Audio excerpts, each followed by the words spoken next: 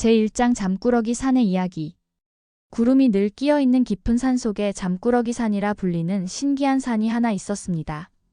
이 산은 다른 산들과는 많이 달랐는데 하루에도 몇 번씩 커다란 하품을 하며 온 산이 흔들렸기 때문입니다. 잠꾸러기 산이 하품을 할 때면 하아암 하는 소리가 골짜기 전체에 울려 퍼졌고 산의 나무들도 함께 졸린 듯 흔들흔들 흔들렸습니다. 그래서 이 산에 사는 모든 동물들도 늘 졸음에 빠져 살고 있었습니다. 산 중턱에는 토끼 가족이 살고 있었습니다. 아빠 토끼 털보, 엄마 토끼 솜털, 그리고 아기 토끼 깡총이었습니다.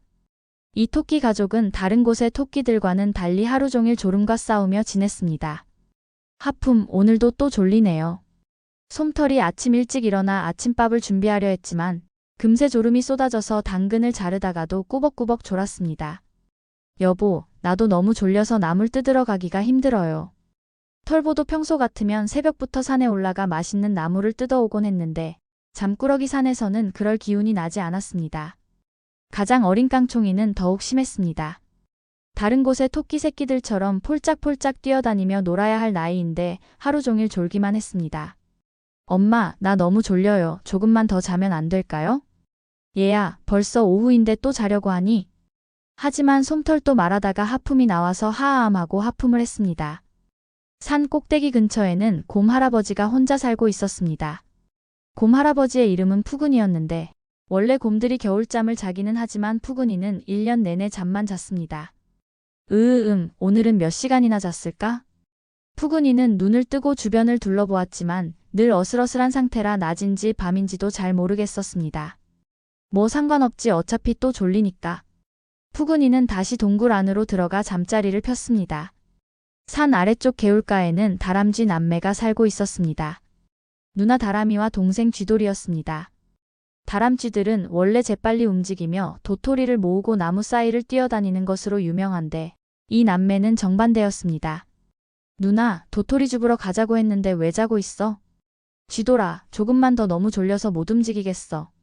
다람이는 나뭇가지 위에서 꾸벅꾸벅 졸고 있었습니다. 쥐돌이도 누나를 깨우려다가 자신도 졸음이 쏟아져서 함께 잠들어 버렸습니다. 이처럼 잠꾸러기 산의 모든 동물들은 항상 졸음에 빠져 살았습니다. 그런데 어느 날 이상한 일이 일어났습니다. 산 밖에서 작은 새 한 마리가 날아온 것입니다. 그 새는 까마귀였는데 이름은 까칠이었습니다. 까칠이는 먼 곳을 여행하다가 잠꾸러기 산을 발견하고 호기심에 날아온 것이었습니다. 여기가 그 유명한 잠꾸러기 산이구나. 정말 조용하네. 까칠이가 산에 도착했을 때는 마침 모든 동물들이 낮잠을 자고 있을 때였습니다. 온 산이 고요했고 가끔씩 산 전체가 하아암하고 하품하는 소리만 들렸습니다. 이게 뭐지? 까칠이는 처음에는 신기해했지만 시간이 지나면서 자신도 이상해지기 시작했습니다. 평소 같으면 쉬지 않고 떠들어댔을 텐데 이 산에 오니까 자꾸 졸음이 쏟아졌습니다. 어쩐지 눈꺼풀이 무거워지네. 잠깐만 눈을 붙이고 가야겠어. 까칠이는 나뭇가지에 앉아 잠깐 눈을 붙이려고 했는데 그만 깊은 잠에 빠져버렸습니다. 몇 시간 후 까칠이가 깨어났을 때 해가 이미 서쪽으로 기울어 있었습니다. 내가 언제 이렇게 오래 잤지? 이상하네. 까칠이는 고개를 갸웃하며 주변을 둘러보았습니다. 그때 아기 토끼 깡총이가 졸린 눈을 비비며 굴 밖으로 나오는 것을 보았습니다. 안녕, 아기 토끼야, 너 왜 이렇게 졸려 보이니? 하품, 안녕하세요. 저는 깡총이에요. 여기 사는 동물들은 모두 졸려요. 왜? 무슨 일이 있었니? 몰라요. 원래부터 이 산은 그랬대요. 엄마가 그러는데 이 산이 매일 하품을 해서 그렇다고 해요. 까칠이는 신기해서 더 자세히 물어보았습니다. 산이 하품을 한다고? 정말? 네, 보세요. 마침 그 순간 잠꾸러기 산이 또 하품을 했습니다. 하아암 하는 소리와 함께 온 산이 살짝 흔들렸고 바람이 일어나서 나뭇잎들이 흔들렸습니다. 까칠이는 깜짝 놀랐습니다. 정말로 산이 하품을 하고 있었습니다. 이게 정말이네. 그런데 왜 산이 하품을 하지? 모르겠어요. 할아버지 곰이 아실지도 모르는데 할아버지는 항상 주무세요. 까칠이는 호기심이 생겨서 곰 할아버지를 만나러 가기로 했습니다. 깡총이가 길을 안내해 주었는데 둘 다 걸어가다가 자꾸 졸아서 여러 번 쉬어야 했습니다. 드디어 산 꼭대기 근처 동굴에 도착했습니다. 푸근이는 역시 자고 있었습니다. 할아버지, 까칠이가 큰 소리로 불러도 푸근이는 일어나지 않았습니다. 할아버지는 정말 잠이 많으세요. 깡총이가 말했습니다. 까칠이는 더 큰 소리로 불러보았습니다. 곰할아버지, 일어나세요. 누가 부르나? 드디어 푸근이가 눈을 떴습니다. 하지만 여전히 졸린 듯한 표정이었습니다. 할아버지, 안녕하세요. 저는 까칠이라는 까마귀예요. 이 산이 왜 하품을 하는지 알고 계세요? 하품, 아, 그거 말이지 옛날부터 그랬어. 푸근이는 하품을 하면서 대답했습니다. 왜 그런 걸까요?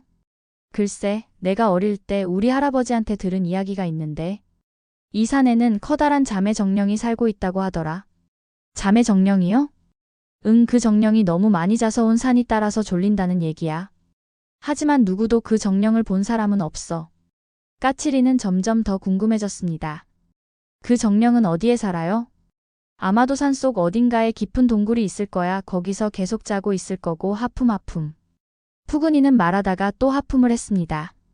까칠이는 결심했습니다. 그 자매 정령을 찾아보기로 한 것입니다. 혹시 정령과 이야기할 수 있다면 이 산의 동물들이 이렇게 계속 졸지 않아도 될 방법을 찾을 수 있을지도 모른다고 생각했습니다. 깡총아, 나와 함께 그 정령을 찾으러 가볼래? 저요? 하지만 너무 졸린데요. 괜찮아, 함께 가면 덜 졸릴 거야. 서로 깨워주면서 가자. 깡총이는 조금 망설이다가 고개를 끄덕였습니다. 평소와 다른 모험을 해보고 싶었습니다. 까칠이와 깡총이는 산속 깊은 곳을 탐험하기 시작했습니다. 가는 길에 다람쥐 남매도 만나서 함께 가자고 했습니다. 우리도 같이 갈래요. 정령이 정말 있는지 궁금해요. 다람이와 쥐돌이도 합류했습니다.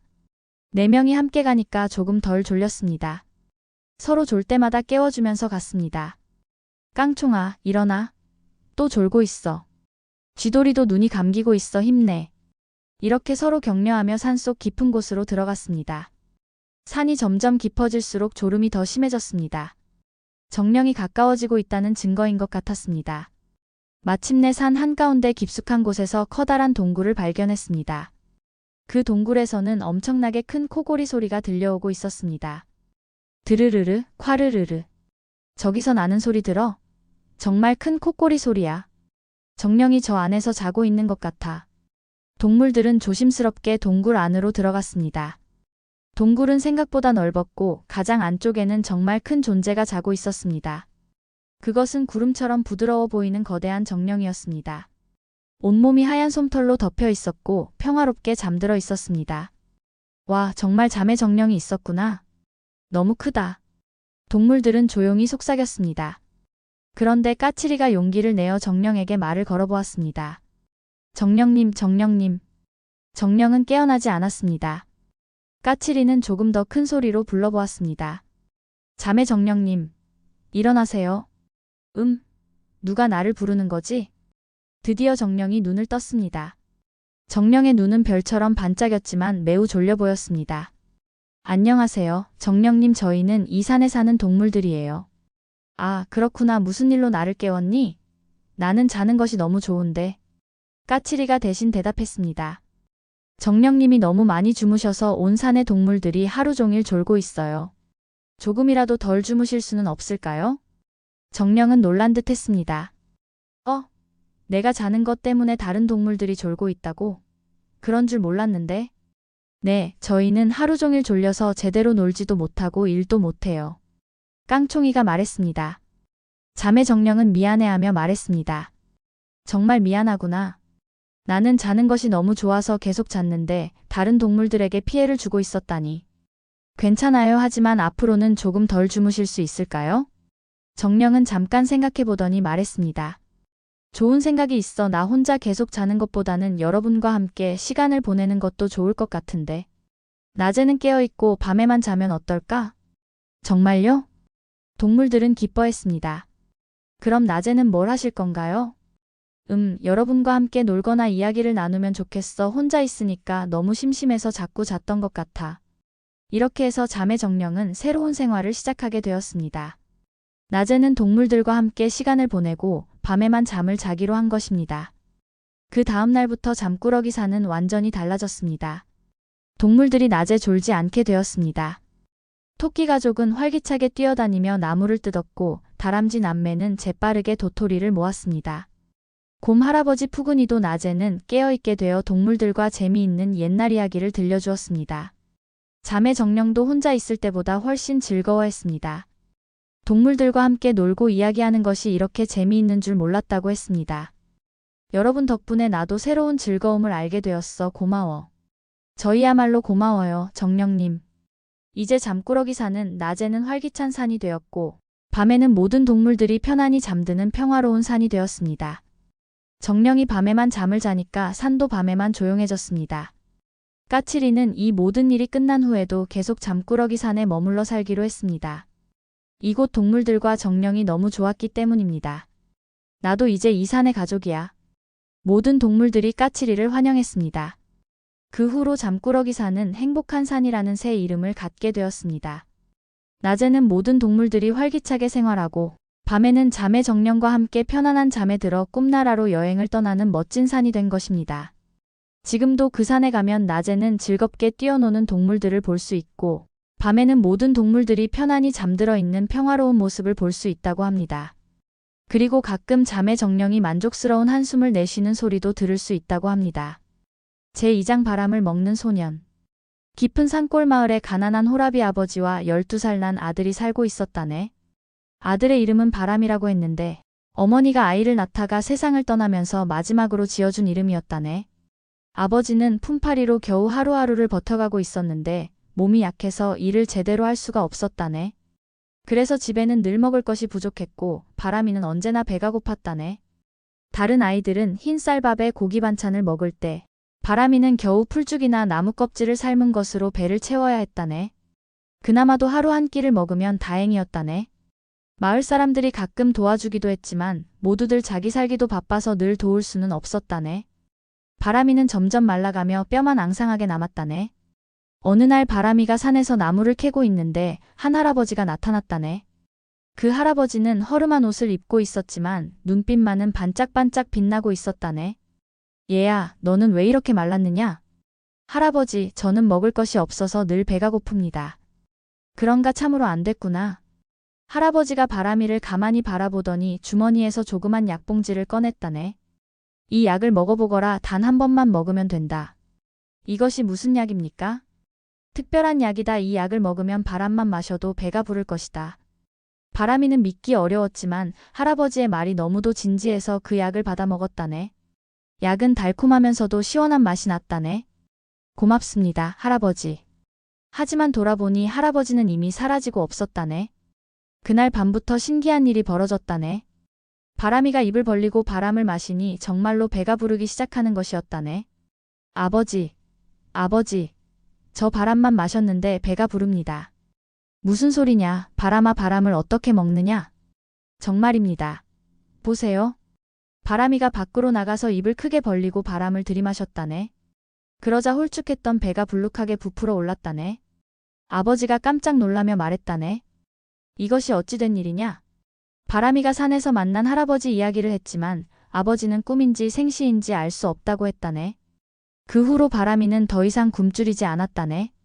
아침에 일어나면 동쪽에서 불어오는 시원한 바람을 마셨고 점심에는 남쪽의 따뜻한 바람을, 저녁에는 서쪽의 부드러운 바람을 마셨다네. 신기한 것은 바람의 종류에 따라 맛이 달랐다는 것이었다네. 산에서 불어오는 바람은 나물 맛이 났고 꽃밭을 지나온 바람은 꿀맛이 났으며 냇가를 지나온 바람은 시원한 물맛이 났다네. 바람이는 날이 갈수록 건강해졌다네. 얼굴에 혈색이 돌고 몸에 살이 붙기 시작했다네. 마을 사람들이 모두 신기해했다네. 바람이네 집에 갑자기 쌀이 생겼나? 아니면 어디서 일을 해서 돈을 벌었나? 하지만 바람이네 집 살림은 여전히 가난했다네. 그런데도 바람이만은 배불리 잘 지내고 있었다네. 마을의 김훈장님이 바람이를 불러서 물어보았다네. 바람아, 너는 요즘 무엇을 먹고 지내느냐? 저는 바람을 먹고 삽니다. 바람을 먹는다니? 바람이가 실제로 보여주니 김훈장님도 놀라지 않을 수 없었다네. 이것은 분명히 신령한 능력이다 하지만 조심해야 한다. 세상에 공짜는 없는 법이니까. 김훈장님의 말이 맞았다네. 처음에는 좋았지만 시간이 지나면서 문제가 생기기 시작했다네. 바람이는 이제 일반 음식을 먹을 수 없게 되었다네. 쌀밥을 먹으려고 하면 목에 걸려서 넘어가지 않았고 물을 마시려고 해도 토해버렸다네. 오직 바람만이 바람이의 유일한 음식이 되어버린 것이었다네. 더 큰 문제는 바람이 없는 날이었다네. 바람 한 점 없이 조용한 날이면 바람이는 다시 굶주려야 했다네. 그럴 때면 바람이는 높은 산 위로 올라가서 바람을 찾아다녔다네. 그런데 어느 날부터 바람이의 몸에 이상한 변화가 일어나기 시작했다네. 바람을 많이 마실수록 몸이 점점 가벼워지는 것이었다네. 처음에는 신이 나서 높이 뛸 수 있어서 좋아했지만 점점 발이 땅에 붙어 있기 어려워졌다네. 아버지가 걱정되어 말했다네. 바람아, 요즘 너를 보니 마치 깃털 같구나. 혹시 몸에 이상이 생긴 것은 아니냐? 괜찮습니다. 아버지 몸이 가벼우니까 일도 더 잘할 수 있습니다. 하지만 바람이의 몸은 계속해서 가벼워져 갔다네. 조금만 바람이 불어도 몸이 흔들렸고 센 바람이 불면 발이 땅에서 떨어질 정도였다네. 마을 사람들이 걱정하기 시작했다네. 바람이가 너무 가벼워진 것 같다. 혹시나 하는 일이 생기면 어쩌지? 그러던 어느 날 큰 태풍이 몰아닥쳤다네. 하늘이 온통 검게 변하고 무서운 바람이 휘몰아쳤다네. 마을 사람들은 모두 집 안에 숨어 있었지만 바람이는 달랐다네.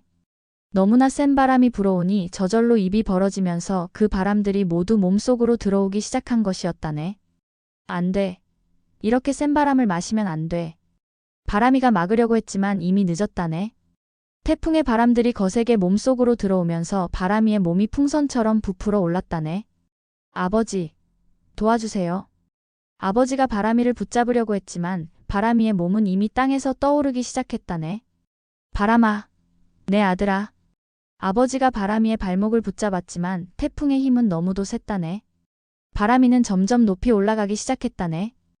마을 사람들이 모두 밖으로 나와서 바람이를 구하려고 했지만 이미 바람이는 하늘 높이 올라가 버렸다네. 바람아, 바람아. 사람들의 부르는 소리가 들렸지만 바람이는 태풍에 휘말려 점점 멀어져 갔다네. 하늘 높이 올라간 바람이가 마지막으로 외쳤다네.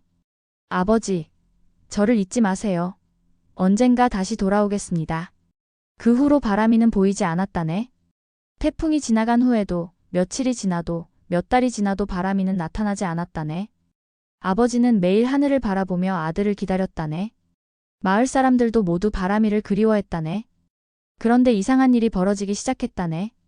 바람이가 사라진 후부터 마을의 바람이 이상해진 것이었다네. 어떤 날은 달콤한 냄새가 나는 바람이 불었고 어떤 날은 꽃향기가 나는 바람이 불었다네. 또 어떤 날은 아이들이 좋아하는 과자 냄새가 나는 바람이 불기도 했다네. 마을의 할머니들이 말했다네. 이것은 분명히 바람이가 하늘에서 보내주는 선물이야. 우리 바람이가 하늘에서 우리를 위해 좋은 바람을 만들어 보내주는 거야. 정말로 그런 것 같았다네. 마을에 이상한 바람이 불 때마다 사람들은 바람이를 생각했다네. 특히 아이들이 배고파할 때면 어디선가 달콤한 바람이 불어와서 배고픈 것을 잊게 해주었다네. 몇 년이 지난 어느 날 마을에 아주 특별한 바람이 불었다네. 그 바람에는 바람이의 목소리가 섞여 있었다네. 아버지, 잘 지내세요. 저는 하늘나라에서 바람을 만드는 일을 하고 있습니다. 배고픈 아이들에게는 달콤한 바람을, 슬픈 사람들에게는 따뜻한 바람을, 더운 사람들에게는 시원한 바람을 보내드리고 있습니다. 아버지와 마을 사람들이 모두 울었다네. 바람아, 고맙다. 우리도 너를 잊지 않고 있단다. 그 후로도 마을에는 계속해서 좋은 바람이 불었다네. 사람들은 그 바람이 바람이가 보내주는 것이라고 믿었다네. 지금도 그 마을에 가보면 특별히 좋은 바람이 분다고 한다네. 달콤한 냄새가 나는 바람, 꽃향기가 나는 바람, 시원하고 상쾌한 바람이 불어온다네. 마을 사람들은 그런 바람이 불 때마다 하늘을 바라보며 말한다네. 바람이가 또 우리에게 선물을 보내주는구나. 이것이 바로 바람을 먹는 소년의 얽힌 이야기라네. 가난했지만 착했던 소년이 하늘에서 모든 사람들을 위해 좋은 바람을 만들어 보내주고 있다는 아름답고도 슬픈 이야기라네. 제3장 밤새 우는 소나무. 옛날 깊은 산골에 푸른 솔밭으로 둘러싸인 작은 마을이 있었다네. 그 마을에는 박시성을 가진 한 과부가 살고 있었는데 남편을 일찍 여의고 아들 하나만을 보며 살아가고 있었다네. 아들의 이름은 돌쇠라고 했는데 25살의 건장한 청년으로 마을에서도 효성이 지극하기로 소문이 난 총각이었다네. 돌쇠네 집 마당 한가운데에는 아주 특별한 소나무 한 그루가 서 있었다네. 이 나무는 돌쇠가 태어나던 날 아버지가 직접 심은 것으로 아들과 함께 자라며 이제는 하늘을 찌를 듯 우뚝 솟아 있었다네.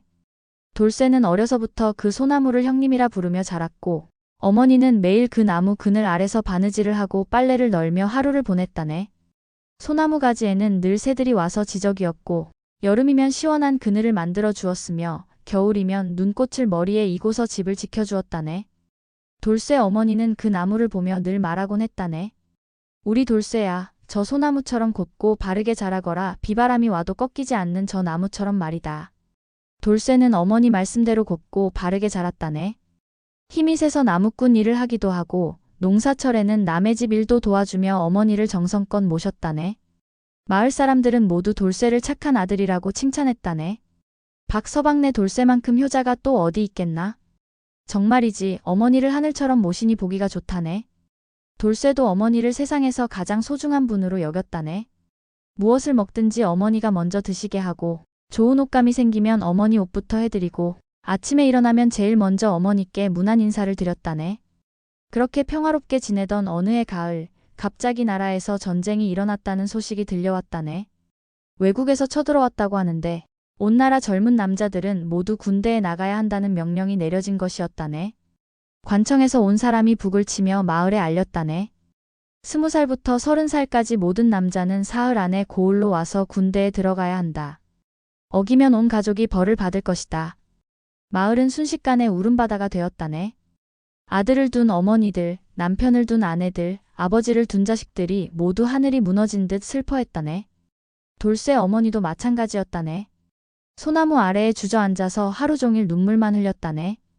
이 어미는 어떻게 살라고 하는가. 돌쇠 아버지도 일찍 떠나고 이제 아들마저. 돌쇠가 어머니 곁에 무릎을 꿇고 앉아서 말했다네.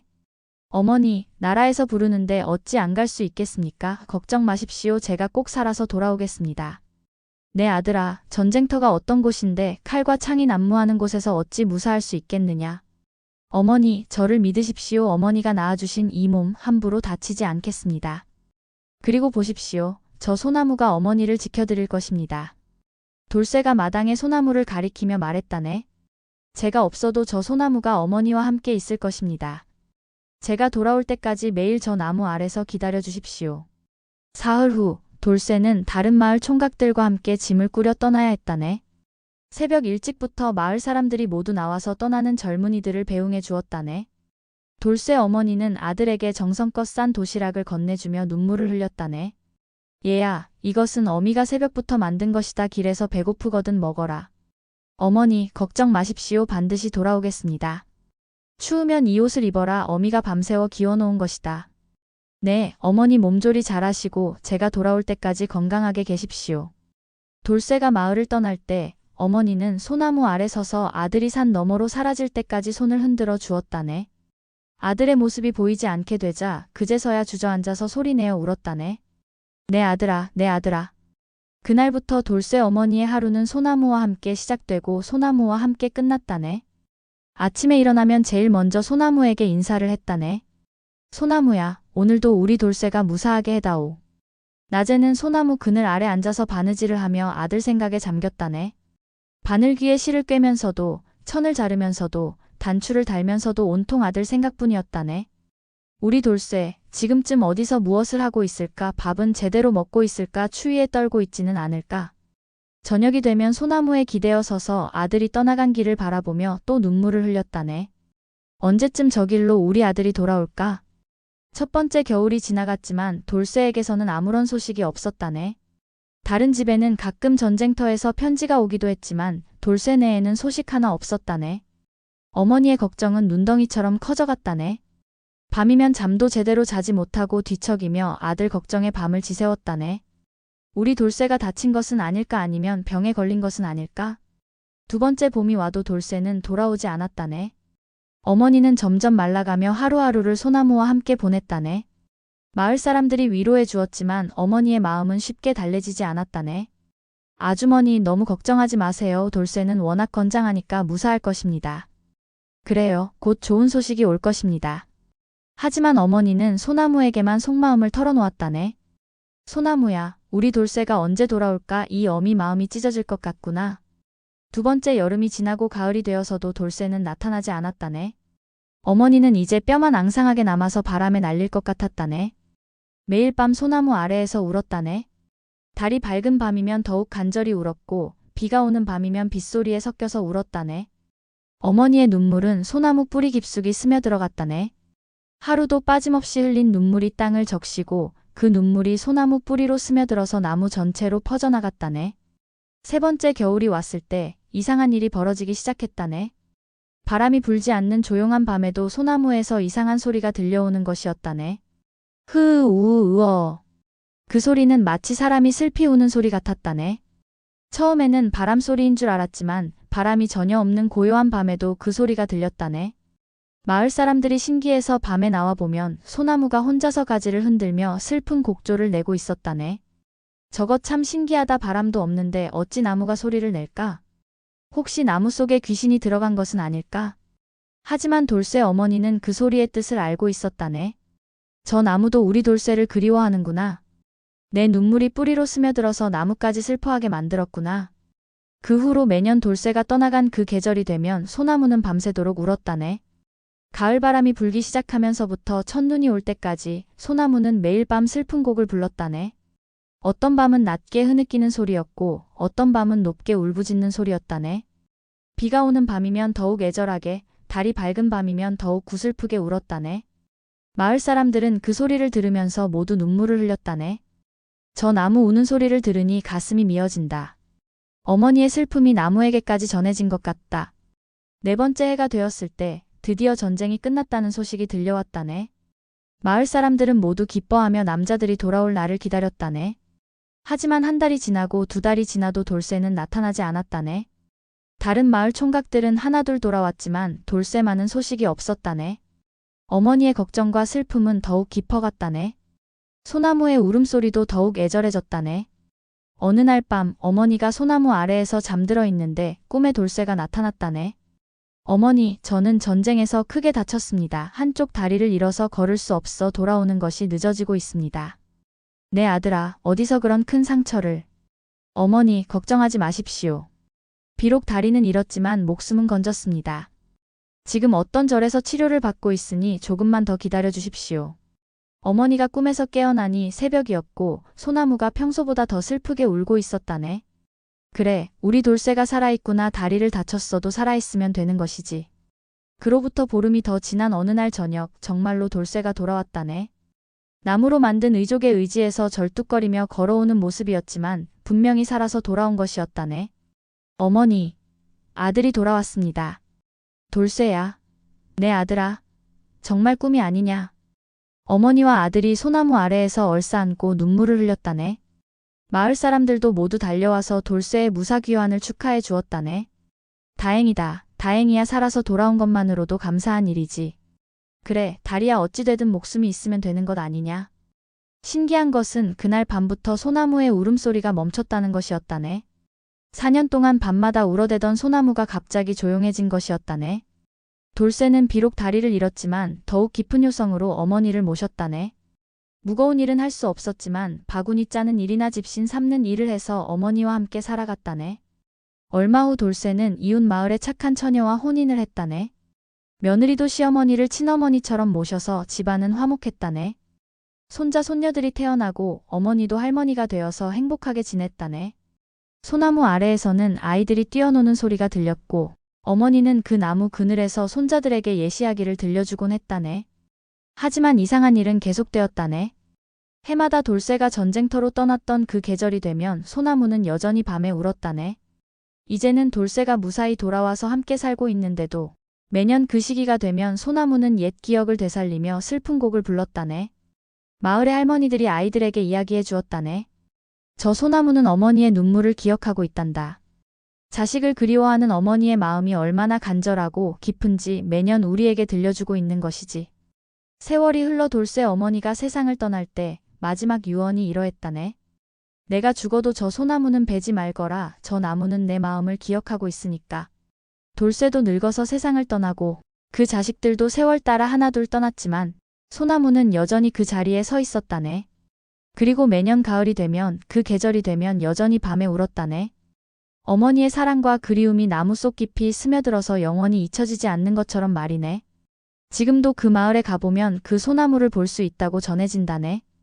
낮에는 다른 소나무와 다를 바 없지만 가을밤이 되면 바람도 없는데 혼자서 가지를 흔들며 애절한 곡조를 연주한다네. 그 소리를 들으면 사람들은 저절로 눈물이 난다고 한다네. 어머니의 사랑이 얼마나 크고 깊은지, 자식을 기다리는 마음이 얼마나 간절한지 마음 깊이 느낄 수 있기 때문이라네. 어떤 사람들은 말한다네. 저 소나무 울음소리는 세상 모든 어머니의 마음을 대신해서 우는 것 같다. 또 어떤 사람들은 말한다네. 저 나무는 우리에게 부모님의 소중함을 일깨워주고 있다. 이것이 바로 밤새 우는 소나무에 얽힌 이야기라네. 어머니의 눈물과 사랑이 나무에 스며들어 영원히 그 마음을 세상에 전해주고 있다는 슬프면서도 아름다운 이야기라네. 제4장 바람을 부르는 북. 우리나라 동쪽 변방에 강철같이 굳센 의지를 가진 장수가 한 명 있었다. 이름은 김용천이라 했는데 키가 훤칠하고 무예가 뛰어나서 적들도 그의 이름만 들어도 벌벌 떨었다고 한다. 용천 장군은 어려서부터 아버지를 따라 전쟁터를 다니며 병법을 익혔고 20살이 되어서는 이미 작은 부대를 이끄는 지휘관이 되었다. 용천 장군의 아버지 김무진 장군은 나라에서도 이름난 명장이었다. 그가 세상을 떠나면서 아들에게 물려준 것이 하나 있었는데 바로 신비한 힘이 깃든 전쟁북이었다. 아들아, 이 북은 우리 집안 대대로 내려오는 보물이다. 가죽은 천년 묵은 호랑이 가죽으로 만들어졌고 북통은 용이 살던 연못 속 천년 넘은 나무로 깎았다고 전해진다. 이 북을 치면 신령한 바람이 불어 우리 군사들을 도와줄 것이다. 무진 장군이 임종 직전에 아들의 손에 북채를 쥐어주며 말했다. 하지만 함부로 쳐서는 안 된다. 진정으로 나라와 백성을 위할 때, 정의로운 싸움을 할 때만 북의 힘이 나타날 것이다. 욕심이나 사사로운 감정으로 치면 오히려 화를 불러올 수 있다. 용천은 아버지의 유언을 가슴 깊이 새기고 그 북을 소중히 간직했다. 북은 보통 전쟁 북보다 조금 작았지만 무게가 상당했고 북면에는 용과 봉황이 어우러진 아름다운 무늬가 새겨져 있었다. 북채 역시 특별했는데 끝부분에 작은 방울이 달려 있어서 움직일 때마다 은은한 소리가 났다. 처음 몇 년간 용천은 그 북의 진짜 힘을 경험하지 못했다. 크고 작은 전투에서 북을 쳤지만 특별한 일은 일어나지 않았다. 다만 평범한 전쟁 북처럼 아군의 사기를 북돋우는 정도였다. 아버지께서 말씀하신 신비한 힘이 정말 있는 것일까? 용천은 가끔 의문을 품기도 했지만 아버지에 대한 믿음 때문에 계속 그 북을 소중히 여겼다. 그러던 중 용천이 30살이 되던 해 외적들이 대규모로 침입해왔다. 수만 명의 외적이 바다를 건너와서 연안 지역을 초토화시키고 있었다. 임금은 용천에게 3,000명의 군사를 주며 적을 막으라고 명령했다. 장군, 적의 수가 너무 많습니다. 우리 군사로는 역부족일 것 같습니다. 부관이 걱정스럽게 말했지만 용천은 의연했다. 숫자만으로 승부가 결정되는 것은 아니다. 우리에게는 조국을 지키겠다는 의지가 있고 백성들을 보호하겠다는 마음이 있지 않은가. 용천이 이끄는 3,000 군사는 적들을 맞이하기 위해 바닷가 근처 언덕으로 향했다. 그곳은 지형상 유리한 곳이었지만 적의 수가 워낙 많아서 쉽지 않은 싸움이 예상되었다. 첫 번째 전투에서 용천군은 기습 공격으로 외적들을 크게 혼란시켰다. 하지만 적들도 곧 대열을 정비하고 반격해왔다. 이틀간의 치열한 전투 끝에 아군의 피해도 상당했다. 셋째 날 새벽 정찰병이 급히 달려와서 보고했다. 장군님, 큰일입니다. 적들이 우리 후방으로 돌아가려고 합니다. 만약 포위당하면. 용천은 즉시 상황을 파악했다. 적들이 바다 쪽과 산 쪽에서 동시에 공격해오면서 아군을 완전히 포위하려는 계획이었다. 이대로 가면 3,000 군사가 모두 위험해질 수 있었다. 전군, 서쪽 언덕으로 이동한다. 하지만 이동 중에 적군의 매복에 걸려버렸다. 수천 명의 외적이 사방에서 나타나면서 용천군을 완전히 포위했다. 상황은 절망적이었다. 더욱 큰 문제는 적들이 활을 들고 있다는 것이었다. 외적들의 활솜씨는 유명했는데 저거리에서 일제히 쏘면 아군의 피해가 엄청날 것이었다. 방패를 들어라. 용천이 외쳤지만 방패만으로는 수천 개의 화살을 모두 막을 수 없었다. 게다가 적들이 높은 곳에 위치해서 화살이 위에서 떨어지는 형태였다. 바로 그때 용천의 머릿속에 아버지의 유언이 떠올랐다. 진정으로 나라와 백성을 위할 때, 정의로운 싸움을 할 때만 북의 힘이 나타날 것이다. 지금이 바로 그런 순간이었다. 조국을 지키고 백성을 보호하기 위한 싸움, 정의를 위한 전쟁이었다. 용천은 말에서 내려 신비한 북을 꺼냈다. 적들의 함성 소리와 우리 군사들의 긴장한 숨소리가 들리는 가운데 용천은 조용히 북 앞에 무릎을 꿇었다. 하늘이시여, 조상의 영령이시여, 이 나라와 백성들을 지켜주십시오. 그리고 북채를 높이 들어 첫 번째 북을 쳤다. 둥. 북소리가 울리자 이상한 일이 벌어졌다. 잔잔하던 공기가 살짝 움직이기 시작한 것이다. 처음에는 미풍 정도였지만 용천이 계속 북을 치자 바람이 점점 강해졌다. 둥, 둥, 둥. 북소리가 계속 울려 퍼지자 바람이 회오리를 이루며 일어났다. 그런데 신기한 것은 그 바람이 아군에게는 전혀 해를 끼치지 않고 오직 적군 쪽으로만 향하고 있었다. 외적들이 화살을 쏘기 시작했다. 수천 개의 화살이 하늘을 뒤덮으며 우리 군사들을 향해 날아왔다. 군사들은 모두 죽음을 각오했다. 그런데 놀라운 일이 벌어졌다. 용천이 치는 북소리에 맞춰 불어오는 바람이 날아오는 화살들을 모두 날려버린 것이다. 화살들이 바람에 휘말려서 엉뚱한 방향으로 날아가거나 아예 땅에 떨어져 버렸다. 둥둥둥, 둥둥둥. 용천이 더욱 힘차게 북을 치자 바람은 더욱 거세졌다. 이번에는 바람이 적군 쪽으로 향해 모래와 흙을 날려보냈다. 외적들은 눈을 제대로 뜰 수 없어서 활을 쏠 수가 없었다. 우리 군사들은 처음에는 무슨 일인지 몰라서 당황했지만 곧 북의 신비한 힘을 깨달았다. 장군님의 북이 바람을 부르고 있습니다. 하늘이 우리를 돕고 있습니다. 군사들의 사기가 하늘을 찔렀다. 용천은 계속해서 북을 치며 외쳤다. 전군 돌격. 하늘이 우리와 함께 하신다. 바람의 도움을 받은 우리 군사들은 용맹스럽게 돌진했다. 외적들은 모래바람 때문에 제대로 대응할 수가 없었다. 게다가 계속 불어오는 강한 바람 때문에 대열이 흐트러져서 조직적인 저항을 할 수 없었다. 전투는 완전히 뒤바뀌었다. 포위당해서 절체절명의 위기에 빠졌던 용천군이 오히려 적을 압도하며 승리를 거두었다. 하지만 용천은 거기서 멈추지 않았다. 적들이 완전히 물러갈 때까지 계속 북을 쳤다. 바람은 외적들을 바다 쪽으로 밀어내며 그들이 다시는 이 땅을 침범하지 못하게 했다. 전투가 끝나고 나서야 용천은 북치기를 멈췄다. 그러자 신기하게도 바람도 함께 잠잠해졌다. 하늘은 다시 맑아지고 평화로운 공기가 흘렀다. 군사들이 모두 용천 앞에 무릎을 꿇었다. 장군님, 정말 신기한 일이었습니다. 그 북에 어떤 힘이 있는 것입니까? 용천이 북을 소중히 품에 안으며 말했다. 이것은 우리 조상들이 물려주신 보물이다. 하지만 이 북의 진짜 힘은 북 자체에 있는 것이 아니라 나라를 사랑하고 백성을 지키려는 마음에서 나오는 것이다. 그날 이후 용천의 명성은 온 나라에 퍼졌다. 사람들은 그를 바람을 부르는 장군이라고 불렀다. 하지만 용천은 자만하지 않았다. 그는 항상 겸손하게 말했다. 내가 바람을 부른 것이 아니다. 하늘이 정의로운 싸움을 도와주신 것이다. 몇 년 후 또 다른 적들이 침입했을 때도 용천은 그 북을 사용했다. 역시 신기한 바람이 불어서 적들의 공격을 막아냈다. 하지만 평상시에 아무리 쳐봐도 바람은 불지 않았다. 어느 날 젊은 부관이 물어보았다. 장군님, 그 북은 언제나 바람을 부르는 것입니까? 아니다. 오직 정의로운 일을 할 때, 나라와 백성을 진정으로 생각할 때만 그 힘이 나타난다. 만약 사사로운 욕심이나 잘못된 목적으로 사용하면 아무 소용이 없다. 그렇다면 이 북의 진짜 비밀은 무엇입니까? 용천이 하늘을 바라보며 말했다. 진짜 비밀은 마음이다. 순수하고 정의로운 마음, 나보다 나라를 먼저 생각하는 마음 말이다. 북은 그런 마음을 하늘에 전해주는 도구일 뿐이다. 세월이 흘러 용천이 늙어서 은퇴할 때가 되었다. 그는 자신의 아들에게 북을 물려주려고 했지만 아들은 무관이 아니라 문관의 길을 택했다. 고민 끝에 용천은 나라에서 가장 정의롭고 백성을 사랑하는 젊은 장군을 찾아서 북을 물려주었다. 지금도 어딘가에서 그 신비한 북이 전해지고 있을 것이다.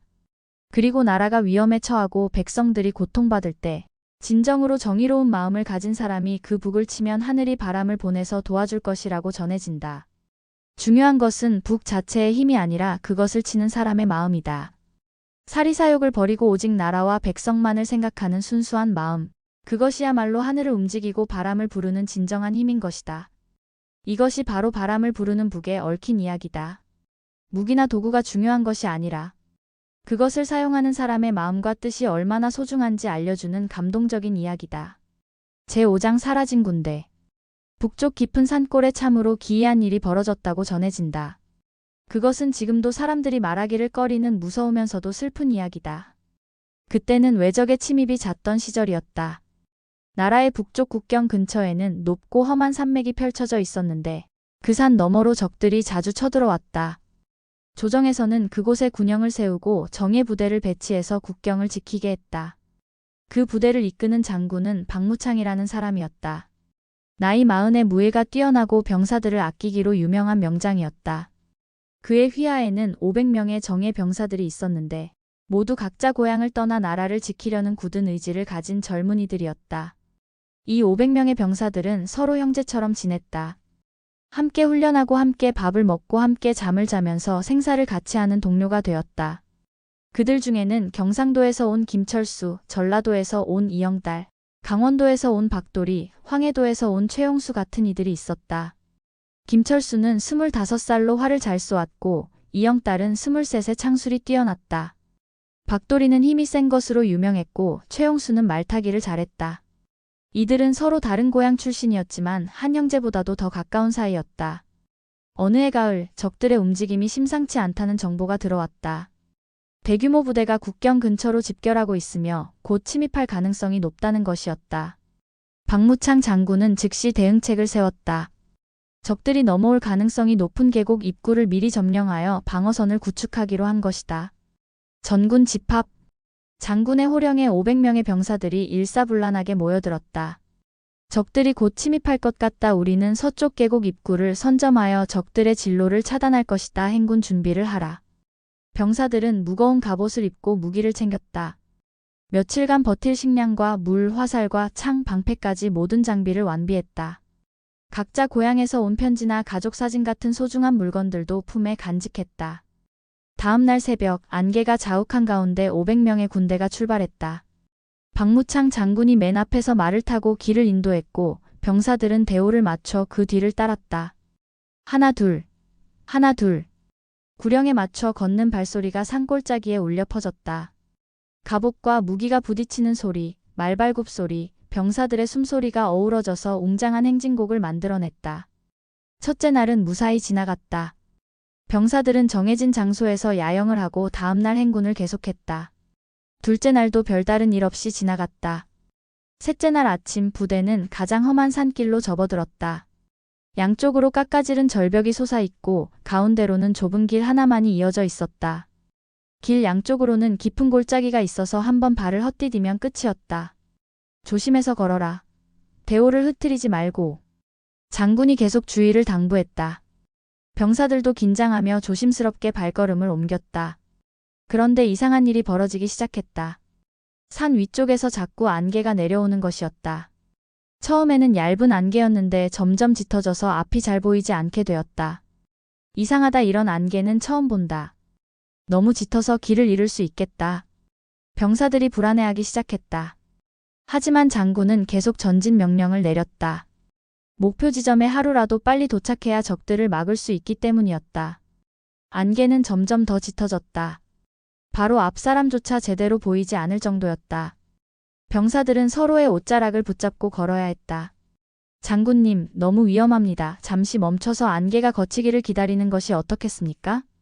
부관이 건의했지만 장군은 고개를 저었다. 시간이 없다. 계속 전진한다. 그때부터 더욱 기이한 일들이 벌어졌다. 안개 속에서 이상한 소리들이 들려오기 시작한 것이었다.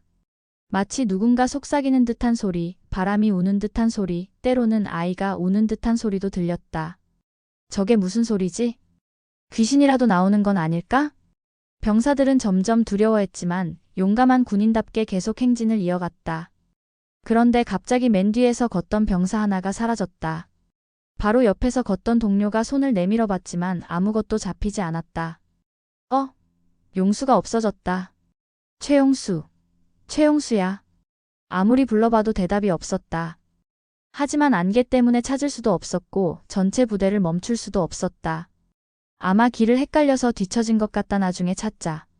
장군이 그렇게 말했지만 마음은 편하지 않았다. 그런데 이상한 일은 거기서 끝나지 않았다. 계속 행진하는 동안 하나씩 병사들이 사라지기 시작한 것이었다. 처음에는 뒤에서 걷던 병사들이 사라졌다. 그 다음에는 중간에서 걷던 병사들도 하나둘씩 없어졌다. 아무 소리도 없이, 아무 흔적도 없이 그냥 사라져버렸다. 이상하다. 분명히 옆에 있었는데 도리도 없어졌다. 철수는 어디 갔지? 병사들이 패닉 상태에 빠지기 시작했다. 하지만 짙은 안개 때문에 제대로 수색할 수도 없었고 어디로 가야 할지도 알 수 없었다. 장군도 당황했다. 이런 일은 처음 겪는 것이었다. 하지만 지휘관으로서 침착함을 잃을 수는 없었다. 모두 손을 잡고 걸어라. 절대 놓치지 말고. 하지만 손을 잡고 있어도 사라지는 병사들이 있었다. 바로 옆 사람이 손을 잡고 있었는데도 갑자기 그 손이 허공을 잡게 되었다. 점점 더 많은 병사들이 사라졌다. 500명이 400명이 되었고 400명이 300명이 되었다. 300명이 200명이 되고 200명이 100명이 되었다. 남은 병사들은 공포에 떨었다. 언제 자기 차례가 될지 알 수 없었기 때문이었다. 장군님, 이곳에 무슨 마가 끼어 있는 것 같습니다. 빨리 이곳을 벗어나야 합니다. 하지만 안개는 더욱 짙어졌고 길은 더욱 알 수 없게 되었다. 마치 미로 속에 빠진 것 같았다. 100명이 50명이 되고 50명이 20명이 되었다. 마지막에는 장군과 몇 명의 병사만 남았다. 그때 갑자기 안개 속에서 이상한 목소리가 들려왔다. 여기는 돌아갈 수 없는 곳, 영원히 함께. 그 목소리는 이미 사라진 병사들의 목소리 같았다. 마치 어디선가 부르는 듯한 그러나 슬픈 목소리였다. 용수야, 철수야, 어디 있느냐. 장군이 외쳤지만 안개만 더욱 짙어질 뿐이었다. 결국 장군도 마지막 남은 몇 명의 병사들도 하나씩 사라져갔다. 마지막에는 아무도 남지 않았다. 며칠 후 부대가 돌아오지 않는다는 것을 안조정에서 수색대를 보냈다. 하지만 그들이 찾은 것은 아무것도 없었다. 갑옷 조각 하나, 무기 하나, 심지어 발자국 하나조차 남아있지 않았다. 500명의 정예부대가 통째로 사라져버린 것이었다. 그 후로 그 산에는 무서운 소문이 돌기 시작했다. 바람이 불 때마다 이상한 소리가 들린다는 것이었다. 쿵쿵쿵. 하나 둘. 하나 둘. 행군하는 발소리 같은 것이 들렸다. 갑옷이 부딪히는 소리, 무기가 흔들리는 소리, 병사들의 숨소리까지 생생하게 들렸다. 어떤 사람은 안개 낀 날에 그 길을 지나다가 흐릿한 인형들을 보았다고 했다. 갑옷을 입고 무기를 든 병사들이 줄을 서서 행진하는 모습이었다고 한다. 또 어떤 사람은 밤에 그곳을 지나다가 누군가 부르는 소리를 들었다고 했다. 같이 가자, 혼자 두고 갈 수 없다. 그런 목소리가 바람에 섞여서 들려온다는 것이었다. 마을 사람들은 그 길을 피해서 다녔다. 특히 안개가 끼거나 바람이 세게 부는 날에는 절대 그곳에 가지 않았다. 저기는 사라진 군대가 아직도 행군하고 있는 곳이다. 함께 사라진 병사들이 외로워서 지나가는 사람을 부르는 것이다. 그런 이야기들이 전해졌다. 세월이 흘러 그 지역에 새로운 길이 생기면서 사람들은 더욱 그 산길을 지나지 않게 되었다. 하지만 바람 부는 날이면 여전히 그 이상한 소리들이 들린다고 했다. 어떤 학자는 이렇게 말했다. 그들은 나라를 지키려다가 사라진 충신들이다. 죽어서도 조국을 지키는 의무를 잊지 못해서 아직도 그곳에서 경계 근무를 서고 있는 것이다. 또 어떤 사람은 이렇게 말했다. 동료들과 함께 사라진 그들이 서로를 그리워하며 영원히 함께 있기를 원하는 것이다. 생전에 형제같이 지냈던 그들이 죽어서도 헤어지기 싫어하는 것이다. 지금도 그 산에 가면 바람 부는 날에 이상한 소리를 들을 수 있다고 한다. 특히 가을날 안개가 끼면 더욱 선명하게 들린다고 한다. 쿵쿵쿵. 하나 둘. 하나 둘. 정확한 박자의 행군 소리와 함께 때로는 병사들이 서로 부르는 목소리도 들린다고 한다. 철수야. 용수야. 도리야. 서로를 부르며 찾는 목소리들이 바람에 실려온다는 것이다. 어떤 등산객은 이런 경험을 했다고 한다. 안개 낀 그 산길을 걷고 있는데 갑자기 뒤에서 발소리가 들렸다. 돌아보니 아무도 없었지만 발소리는 계속 들렸다. 마치 보이지 않는 군대가 함께 걷고 있는 것 같았다고 한다. 또 다른 사람은 그 길에서 길을 잃었을 때 누군가 길을 안내해주는 것 같은 느낌을 받았다고 한다. 어디로 가야 할지 막막했는데 바람이 한쪽 방향으로 불어서 그쪽으로 갔더니 안전한 길로 나올 수 있었다는 것이다. 혹시 사라진 군대가 길 잃은 사람을 도와준 것은 아닐까? 그런 추측도 있었다. 이것이 바로 사라진 군대에 얽힌 이야기다. 나라를 지키려던 충성스러운 병사들이 신비한 힘에 의해 사라졌지만 아직도 그곳에서 자신들의 임무를 다하고 있다는 슬프면서도 숭고한 이야기다. 그들이 언제까지 그곳에서 행군을 계속할지는 아무도 모른다. 하지만 분명한 것은 그들의 충성심과 동료애가 죽어서도 변하지 않았다는 것이다. 바람 소리에 섞인 그들의 발소리는 후세 사람들에게 나라 사랑과 의리의 소중함을 일깨워주고 있는 것이다.